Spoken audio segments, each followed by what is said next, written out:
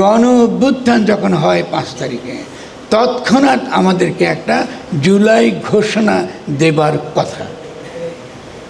এটা অধিকার, এটা কিন্তু জনগণের অধিকার। খেয়াল করুন, 5 তারিখের পর থেকে কিন্তু জনগণ যে ক্ষমতা নিজের হাতে পেয়েছে, সেই ক্ষমতা আবারও কিন্তু ফিরিয়ে নেওয়া হয়েছে, যেহেতু জুলাই ঘোষণা দিতে দেওয়া হয়নি। এবং এরপরে জুলাই ঘোষণা কী হয়ে গেল? জুলাই ঘোষণা হঠাৎ হয়ে গেল জুলাই সনদ।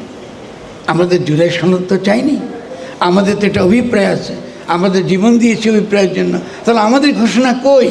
আমাদের একটা ঘোষণা, আমাদের চাওয়া পাওয়া আছে।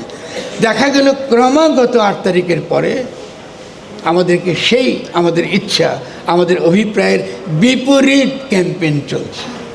দাবি করা হচ্ছে বাংলাদেশের জনগণের একমাত্র প্রতিনিধি হলো যারা লুটেরা এবং যারা মাফিয়া, যারা ভোটের নামে আমাকে আবারও 5 বছর কি 10 বছর কি 15 বছর আবারও লুটতরাজ করবে।